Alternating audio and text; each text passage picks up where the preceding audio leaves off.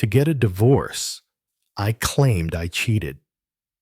My usually aloof wife suddenly broke down. Then break up with him. She cried, "Why are you divorcing me? What do I have to do with your mess? That scheming woman out there put you up to this, didn't she? No way. As long as I refuse, she'll forever be nothing but a mistress. Let her dream on." Wait, hold on. Isn't our marriage just a business arrangement? And you and I had the most straightforward commercial marriage. On our wedding day, I told her, "Don't worry, I won't have any inappropriate thoughts. We'll live our own lives, keep up appearances, and that's enough." And Shiyu paused, probably surprised by my consideration. She nodded, her eyes cool and composed. "Fine. It's all up to you." I wasn't shocked. I'd long heard Shiyu had someone she loved. Who they were, where they were, or what they were like, I didn't care. As long as she didn't parade them in front of me, I was fine with it. With wealth I couldn't spend in 10 lifetimes, I could tolerate this much. And so my married life with Anshiyu was utterly uneventful. Living under the same roof, our daily conversations consisted of good morning, good afternoon, and good evening, mostly said by me. And Shiyu would just nod and murmur a curt mum. Occasionally, when she felt a twinge of guilt, she'd toss out a line or two. "It's going to rain today. I'll have the driver pick you up tonight. Are you going to the usual place today?" The usual place was where I hung out with my buddies. And Shiyu had been there once. My friends, eager to catch a glimpse of the elusive president. Anne could hardly believe she'd show up to have afternoon tea with her husband. And Shiyu, unaccustomed to such teasing, stammered, "Ye Shuang is my husband. It's only right I accompany him." But she didn't stay long. A phone call came, and she said she had urgent work to attend to her face tinged with guilt. I got the hint she was probably off to meet her lover. Waving her off magnanimously, I said, "Go handle your work. That's what matters." When she left, not only did she settle the bill, but she also covered all my friends' expenses for the afternoon. After she was gone, my buddies started ribbing me. "Is President An that cold in bed too?" Ye Shuang, I nearly choked on my juice straw still in my mouth. How was I supposed to tell them that Shiyu and I hadn't even done anything? Yet, she was always busy with work holed up in her study when she got home. By the time she was done, I was already asleep. I brushed it off vaguely, but my friends shook their heads. "Ye Shuang, it's a business marriage. Playing your own game is the norm in our circle. And Shiyu might have someone on the side, too. Why don't we find you a few sweet guys? You've got money and looks, don't waste your youth stuck on an iceberg. Live a little." Their words got me thinking. They were the practical type, and that very night they arranged for 8 female models to show up. Every one of them was stunning, fair-skinned, beautiful, with long legs and distinct charm. I pointed at one with a teardrop mole by her eye. "You." The others left some with tears in their eyes.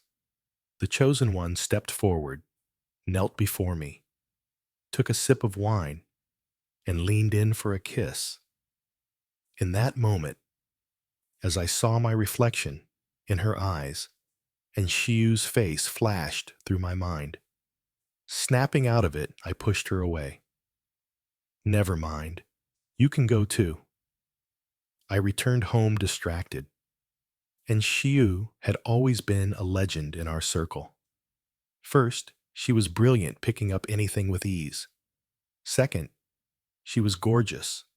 Her face alone could make her a star if she debuted. So when I learned she was my marriage partner, I was baffled. Why our family? The Yi and An families weren't particularly close. but I heard it was old Master An who pushed for it. I had a hunch, 80% chance. Old Master An was scared, and Shiu would run off with her white moonlight, so he picked someone to tie her down. Well, I wasn't losing out. A marriage is a marriage, so I went along with it. But facing that breathtaking face of hers every day, I couldn't help but feel a little restless. I chalked up pushing away that female model last time to dissatisfaction. If I was going to sleep with someone, it had to be someone like Anshiu. So, I deliberately chose our first wedding anniversary, gave the household staff the day off, and set up a candlelit dinner. I refused to believe Anshiu could resist. But when she came home, her reaction was far from what I expected. First, she was stunned. Then her face darkened. She glanced at the rose petals scattered around the room and asked in a low voice, "You did this. Where'd you learn this from?"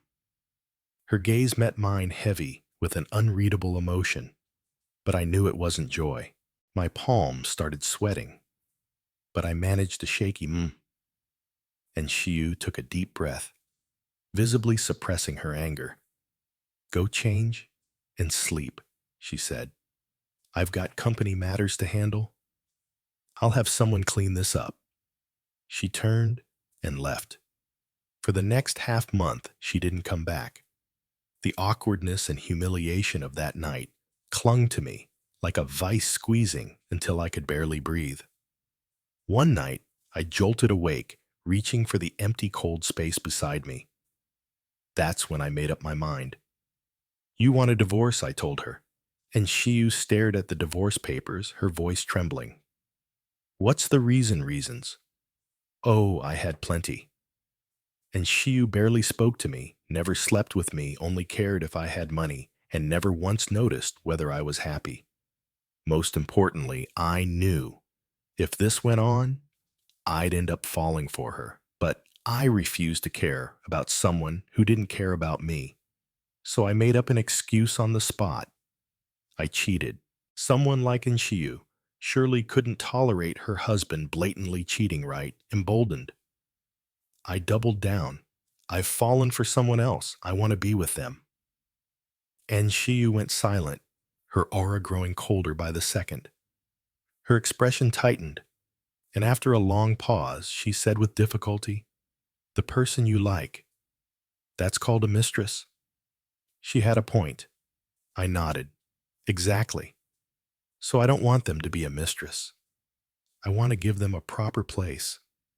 As long as it got me the divorce, I'd say whatever." Shock filled in Shiu's eyes. "You love them that much?" Before I could figure out how to respond, she completely unraveled. "Cheating is between you and them. What does it have to do with me? Break up with them. Why are you divorcing me? They put you up to this, didn't they? Those women out there are no good. Wake up.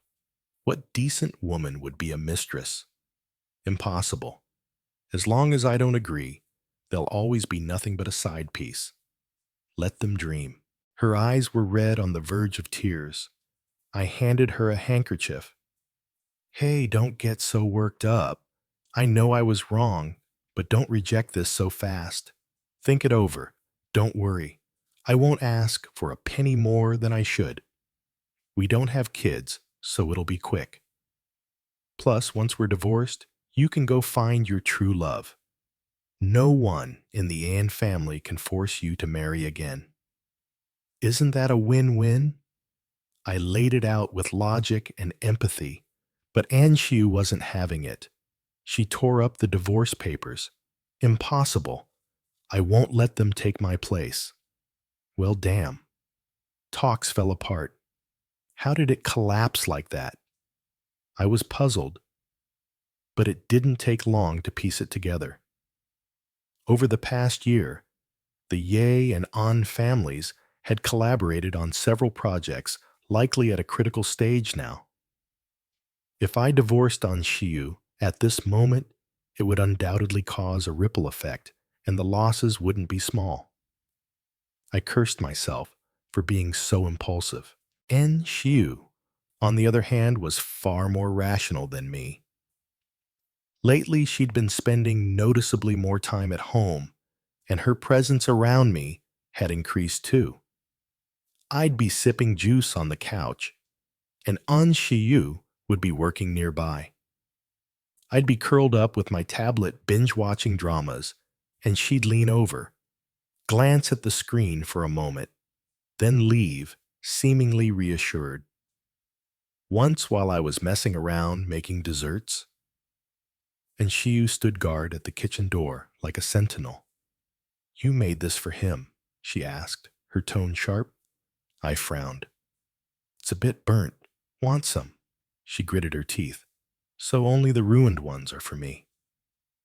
I was baffled. What was her deal? "Of course the burnt ones are for you. Who else would eat them?" "I'm not eating them myself." "I'm not stupid. If you don't want it, fine." I reached to toss it in the trash, but Anshiyu snatched it from my hand, stuffing it into her mouth.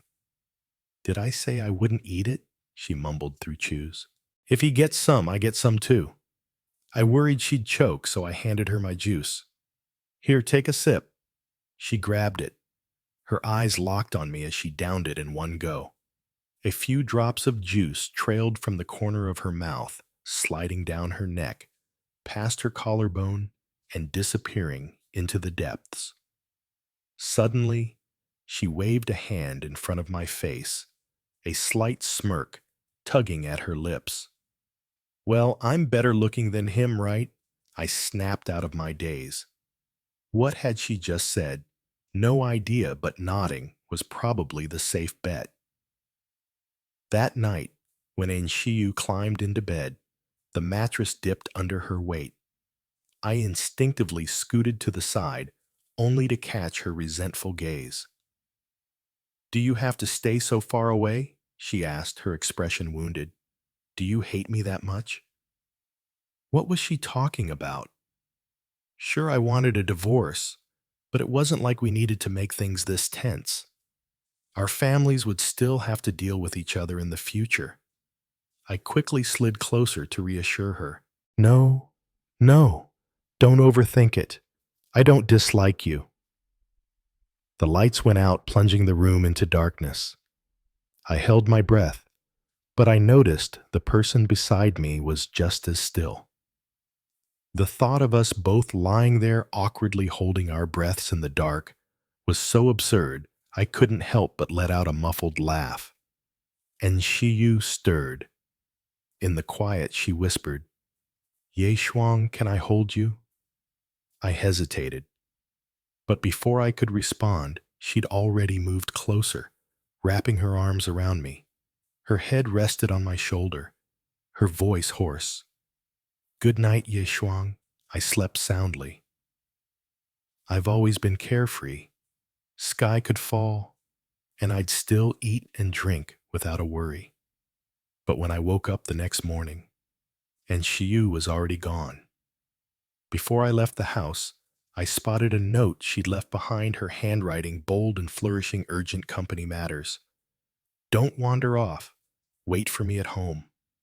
A meeting didn't count as wandering right, so I headed out with a clear conscience. That morning, I'd received a message. "Brother, can I see you? Su Qingshui." It took me a while, but I finally connected the name to the face. From that night, the pale, delicate girl with a teardrop mole by her eye, the model.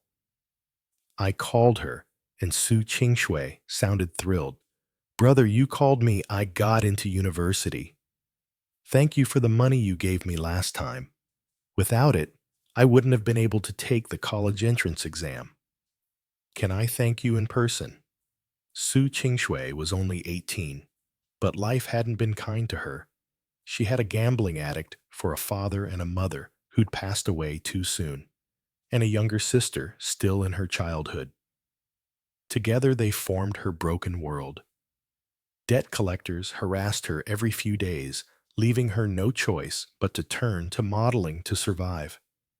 That night was her first time on the job, and I picked her. But when I pushed her away, she looked at me with teary eyes. Brother, if you don't want me, I won't survive. If I get sent back, they'll deduct my pay. My heart softened. I gave her a large sum of money and told the boss not to hassle her anymore, letting her go back to her studies. Someone as beautiful as her, there were plenty of people who'd find ways to drag her into the abyss. Hearing she got into a university, and a pretty good one at that, I felt genuinely relieved. I agreed right away. Great congrats. Let's meet at a cafe. When I arrived, it hit me. And Shiu's company building was nearby. But she'd left in such a rush that morning. She probably wouldn't have time to grab coffee here, right? I shook my head, pushing thoughts of Anshiu out of my mind. We were getting divorced. Eventually. Why was I even thinking about her?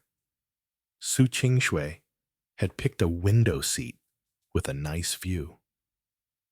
She was dressed in a clean white t-shirt and light blue jeans, her long, straight legs radiating youthful energy. Honestly, being around her made me feel a bit younger, too. Brother, I didn't know what you like to drink, so I didn't order. You pick, she said, handing me the menu, her cheeks slightly flushed. She was adorable. I casually pointed to the cheapest item. Su Qingshui noticed and hurriedly said, Brother, order something else. Don't worry about the price. I have money. I've been working part-time, tutoring, helping out at restaurants. You don't have to drink this. With your status coming here is already humbling enough. Her voice grew softer, and she stared at the floor, looking upset. I patted her shoulder. Relax, I like this one. And drop the formal you stuff. Just call me Ye Shuang. Her eyes lit up. Really, Ye Shuang. Ye Shuang. I turned around, and there was Anshiu. Her face was dark as a storm cloud. A group of people trailing behind her. A few looked familiar, probably her company staff. Looked like I'd stumbled into their group outing. For some reason, I felt a pang of guilt, and Shu strode over, in a few quick steps, pulled me behind her, and whispered in my ear, There are outsiders here. Give me some face. I glanced at the group still standing there. When our eyes met, they quickly looked away, but their faces practically screamed gossip mode. I got it. Divorce talks or not. We couldn't let others know our relationship was rocky, so I nodded obediently. Noticing Anshiu glaring at Su Qingshui, I quickly introduced, This is Su Qingshui, a friend of mine. And Shiyu suddenly laughed. Friend. It was like something clicked for her, and her expression softened. She smiled at Su Qingshui. Did you hear that, little girl? He only sees you as a friend. And what's a friend? A passerby. You get that? A passerby. He'll always come back to me to our home. Don't think you can fool him with a few cute acts. Impossible. Name your price how much to disappear. I was stunned. Su Qingshui was stunned. What was Anshiu on about? Before I could say anything, she gripped my hand tightly like a mother hen shielding her chick. But Su Qingshui, who'd never faced a scene like this, flushed red as a roasted tomato, tears welling in her eyes. I didn't trick brother, she stammered. I just wanted to thank brother. Su Qingshui said, her voice trembling, making my heart ache. I broke free from Anshiu's grip. Can you stop spouting nonsense? Apologize to Su Qingshui. Now it was Anshiu's turn to look shocked, her eyes wide. Ye Shuang, she's playing the green tea card, more like flower tea. You're not apologizing, fine. I'm taking her and leaving. And Shiyu backed down, her cheeks puffed out like a goldfish, clearly reluctant. She muttered a grudging sorry. But then, as if a light bulb went off, she backtracked. Wait, no. She's trying to steal my husband, and I have to apologize. Her logic was getting more absurd by the second. Su Qingshui, finally catching up, bowed repeatedly. It's fine, really. Sorry, brother. I'll go now. Before leaving, she handed me a small gift box. Brother, this is for you. Thank you truly. I held her back long enough to let her leave first.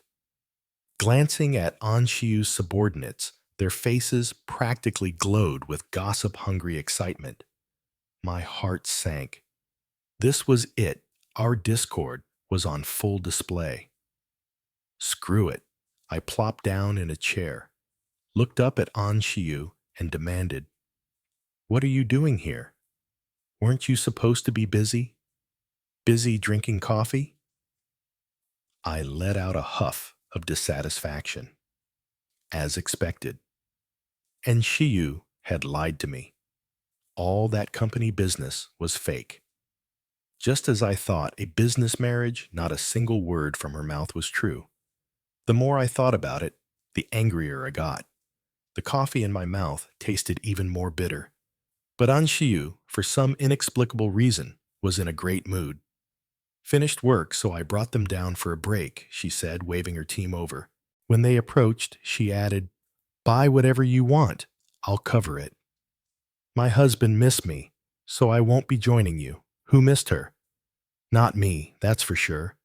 Her employees chimed in. President An and Mr. Yi have such a great relationship. Thanks, Mr. Ye. We're gonna bleed. President An, dry today.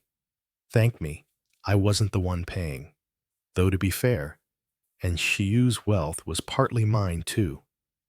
So their gratitude wasn't entirely off.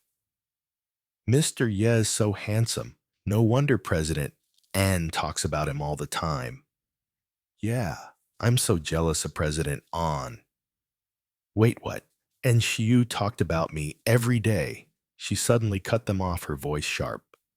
All right, enough. Get going. You're too bright for your own good. Once they left, I stared at her obviously guilty face and realized something. And Shiyu, I said, narrowing my eyes.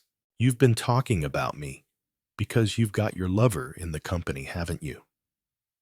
And Shiyu let out a startled, The more I thought about it, the more it made sense. Not long after our marriage, I'd secretly looked into her. At a circle gathering, she'd admitted to having someone she liked. Growing up, she'd always kept people at arm's length, but during university, she had a few closer friends. One guy in particular was the one she liked. She joined him for debate competitions and even funded his startup project. I'd seen a photo of them accepting an award together. They looked like a perfect match.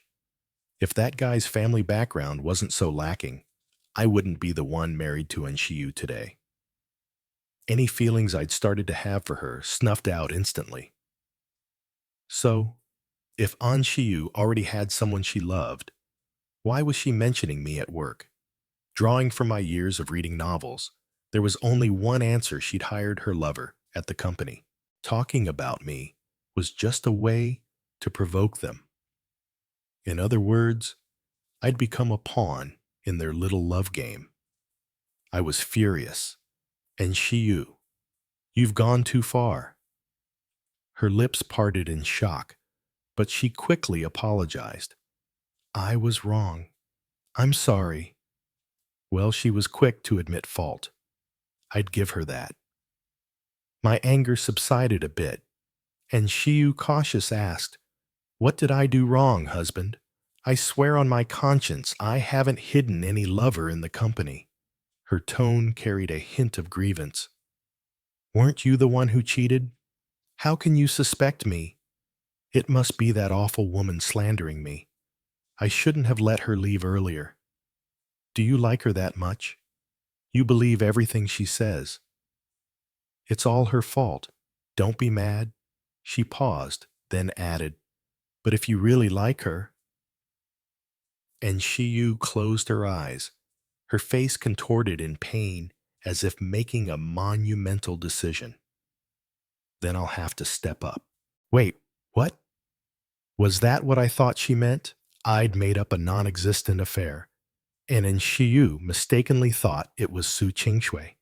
Shouldn't the next step be her agreeing to the divorce? Why was she acting like some magnanimous Maine wife? A bold idea struck me. And Shiyu, you don't, like me, do you? Her face turned redder than a shrimp in a hot pot, and she stammered out a faint, I was speechless. No one told me proposing a divorce would have this kind of effect. Just then, her phone rang. After taking the call, her expression became unreadable. Husband, there's another urgent company matter. It was clear she didn't want to leave, but my mind was a mess. Go ahead, I said. I'll wait for you at home. I bolted faster than she did.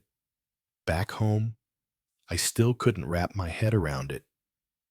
And Shiyu liked me. Since when?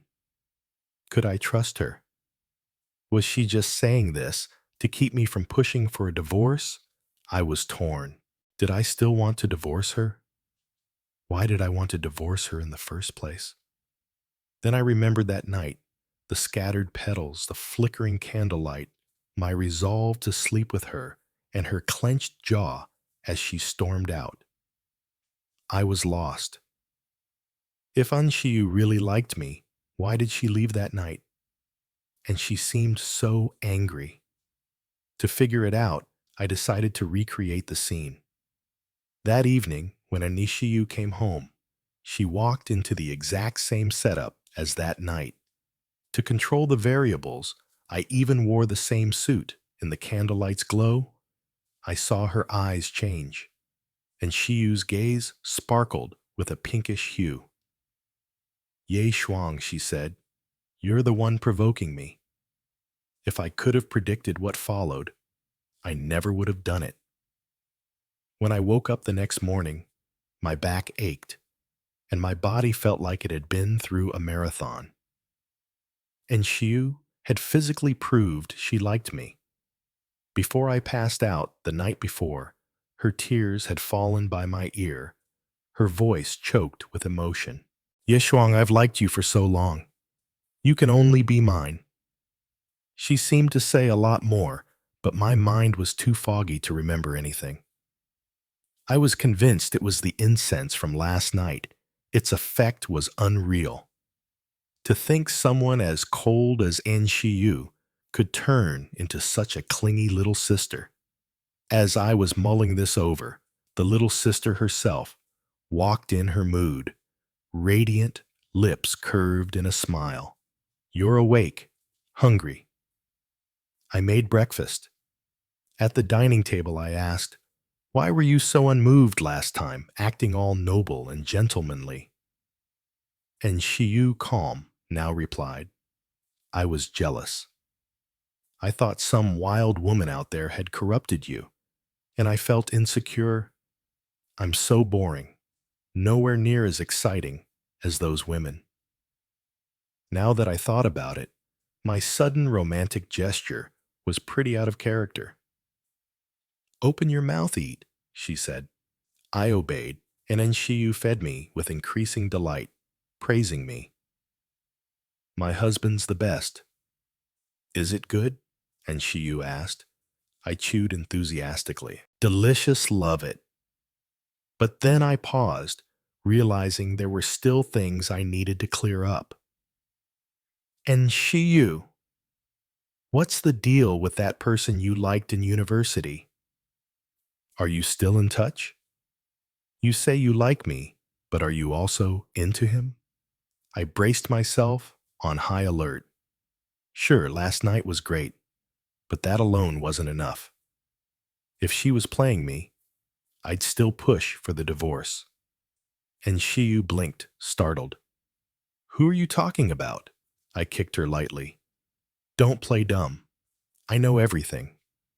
You were so good to him in university. How could you forget him now?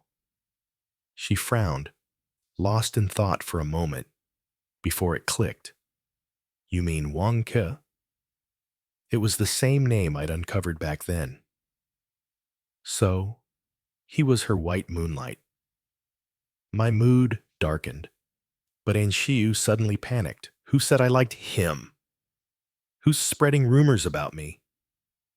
I knew someone was out to get me. She set down her bowl, raised 3 fingers, and swore. Wang Ke was just a classmate. I absolutely never liked him, and he's married. You even know he's married, I muttered. And Shiu looked like she might cry. His wife is my subordinate. She took wedding leave, which is why I've been swamped with overtime lately. I even gave them a huge red envelope. She hurriedly handed me her phone, pulling up her chat logs with her subordinate and Wang Ke shoving it in my face. Husband, look. I'm telling the truth.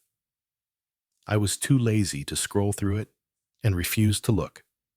But Anshiyu kept flipping through the chats for me, insisting on holding the screen right in front of my eyes. Wherever my gaze went, her phone followed. Finally, I gave in. All right, I believe you. I'm done looking, just feed me. Okay, husband. Anshiyu obediently put the phone away and resumed feeding me. Before, I never would have imagined a day where I'd be ordering Anshiyu around like this. But now, after how exhausting last night was, I deserved to boss her around a little. With that big knot untangled, I felt lighter, my mood soaring. Then Anshiyu suddenly asked, Ye Shuang, you investigated me. My heart skipped a beat. Nobody likes being snooped on, especially not Anshiyu, the pride of the heavens. How could she tolerate someone prying into her life? I opened my mouth to deflect, but before I could, she smirked. Admit it, you like me more. No matter what those women out there are like, I'm the one in your heart. They're just passers-by. I'm your home. Her grin widened as she spoke, clearly pleased with herself. Looking at her smug expression, I knew it was time to come clean. I didn't cheat. I made it up. I don't like anyone else. I only like you. The words slipped out clear, as crystal, and I felt a bit shy afterward. And Shiyu froze, then broke into a grin, so wide her mouth wouldn't close. What did you say? Ye Shuang, you like me. From doubt to certainty. She spent a full 10 minutes repeating Ye Shuang, you really like me. Her reaction made me feel like she was the one who'd been secretly crushing on me all along. I kicked her again. Are you gonna keep feeding me or not? If you won't, I'll find someone else. Her face fell. No way. Only I can do it. Ever since we tore through that thin veil between us, I noticed Anshiyu had transformed into a completely different person. It's hard to describe. For example, she tagged along to my next hangout with my buddies. This time, she was all smiles, answering their questions with ease. Dropping work to hang out with Ye Shuang, she said. The way she put it, being with him is my greatest job, and Shiyu said, I'm so clingy with my husband. Isn't sticking to your husband the most natural thing? She went on, Ye Shuang is in high demand. I know that. I'll treat him well. I'll give him everything. My ears turned red from her words, and I nudged her quietly. All right, that's enough. That night, as she carried me to bed, her lips brushed my ear. Husband, you're so adorable. So adorable. I can't believe you're really in my arms. Seizing the moment, I asked, why were you so distant with me this past year? The closer Anshiyu got to me now, the more curious I became. My heart itching like a kitten was scratching at it. She looked embarrassed, because I thought you didn't like me. I was afraid if I crossed a line you'd hate me. She continued, her voice soft and sincere. Ye Shuang, I've liked you for years. She slowly opened up about her feelings. Growing up, I knew you were always surrounded by friends. You're handsome, kind, and brave. I felt shy hearing her gush like that. And Shiyu kissed the corner of my lips. The orphanage you volunteer at, every year I've been funding it. I've seen you there many times. When you were in university, volunteering in Africa to protect wildlife, I knew about that too. I even secretly followed you there. You were covered in dust, but your smile was so bright. She went on. When the Ye family called you back for an arranged marriage, I panicked. We were barely acquaintances then, so I begged Grandpa Ann to arrange it. On our wedding day, when you said we'd live our own lives, I knew you didn't want this marriage. So I kept my distance. I could hardly believe it. And Shiyu had been paying attention to me for that long. She sighed, shocked. Ye Shuang, if you'd known back then how I felt about you, you'd have been even more shocked. Do I seem like a creep? Honestly, a little, she continued. I don't have many strengths, but you're different. You're like everyone's favorite, surrounded by people who adore you. And Shiyu gave a bitter smile. I never dared to think you'd like me. I leaned in, kissing her forehead gently. And Shiyu, I like you. You're amazing. Her eyes glistened with tears as she hugged me, as if a long-oppressed surf had finally been freed to sing. The icy facade had melted into a puddle. Lately, I'd been walking with a new confidence. My buddies noticed teasing Ye Shuang, you're glowing. It's making us jealous. Looks like you won't be joining us to check out models anymore. There are some top-tier beauties tonight. You sure you're not coming? No way, I said. And Shiyu had ingredients flown in. She's getting off work early to cook for me. I'm heading back. Halfway home, I got a message. Brother, please save me. I'm at location. Su Qingshui. My heart leapt. Sure, Su Qingshui and I weren't close, but I couldn't just ignore her cry for help. Besides, her misunderstanding had indirectly helped An Shiyu and me clear the air. In that watch she gave me cheapest in my collection, but for her it was a big deal. So I immediately drove to the address she sent. On the way, I texted An Shiyu. Something came up, boss, at location. I'll be back late. I didn't mention Su Qingshui, worried, and Shiyu might overthink it. One thing about her, she never pried too much. She'd mentioned an important meeting, so when she didn't reply right away, I didn't think much of it. When I arrived, the place was a wreck, collapsing sheds, faded, tattered cloth strips, hanging everywhere. Faded, tattered cloth strips hung limply, and the air was thick with the inescapable stench of garbage. A single wooden plank was enough to call this place a home. Su Qingshui, where are you? She just texted me, so I guessed she was probably cornered by debt collectors and hiding somewhere. I called her phone, and a muffled vibration came from a rusty metal trash can. Then a hoarse scream cut through the air. Brother, run! The surroundings erupted into chaos. Damn brat, still talking. I'll beat you to death. Grab that guy first. He's in Shiyu's husband. In an instant, several men surrounded me. Their leader had a scar slashed across his face. Mr. Yi, he sneered. The An and Ye families have screwed me over big time. Today you're my ticket out. I'd trained in Taekwondo and could hold my own, but taking down 3 guys each noticeably bigger than me was my limit. And from what I could tell, these men were desperate, their business in ruins. People this broke would do anything. Pretty tough, huh? Scarface growled. Let's see how long you last. He grabbed a thick wooden plank and swung it toward my head. Brother, watch out, Su Qingshui lunged toward me at the same moment. But the plank crashed down on Anshiyu's arm instead. The impact was so heavy, she let out a muffled grunt, shoving Su Qingshui aside to protect her. Grown-ups are fighting, kid. Stay out of it, she snapped. Then turning to Scarface, her voice turned feral. But you trying to hurt my husband, I'll fight you to the death.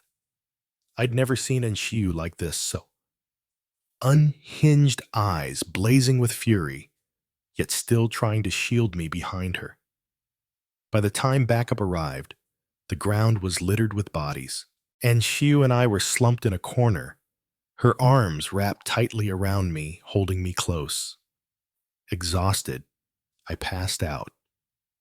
When I woke, I saw Anshiyu, sitting dazed by my hospital bed, her upper body wrapped in bandages. The moment she saw my eyes open, she nearly burst into tears. Husband, you're awake. Doctor, come quick. After a checkup, I was fine, just dehydrated. But Anshiyu was badly injured with a fractured arm. I was frantic. Then lie down. Why are you sitting here watching me? She stared at me stubbornly, her voice trembling. No way. I have to keep my eyes on you. Her tone carried the fear of someone who'd just survived a nightmare. Husband, I can't bear to think what would have happened if I hadn't gotten there in time. I'm sorry. It's all my fault. It turned out Anshiyu had been swamped recently with a major project one that those men were also competing for. She won, which was just normal business. But their company was already mismanaged, and they'd bet everything on that project. When it failed, their company collapsed, leaving them drowning in debt and desperate enough to turn criminal. Later, they found out about my connection to Su Qingshui, kidnapped her, and used her phone to lure me there, planning to ransom me to Anshiyu. Too bad for them. They'd be spending the rest of their lives behind bars. That reminded me. What about Su Qingshui? My last memory was of her getting hit, and Shiyu's tone soured. Still thinking about her. Relax, she's fine. This mess dragged her into it, so I won't abandon her. I can tell that girl has a thing for you, but I'm not petty enough to hold it against a kid, especially since you said you only like me. I panicked, waving my hands. What thing? Stop it. There's nothing between us. Just then, someone suddenly appeared at the hospital room door. Su Qingshui, looking awkward, said, Brother, the door was open, so I wanted to check on you. Talk about bad timing. You really can't talk about people behind their backs.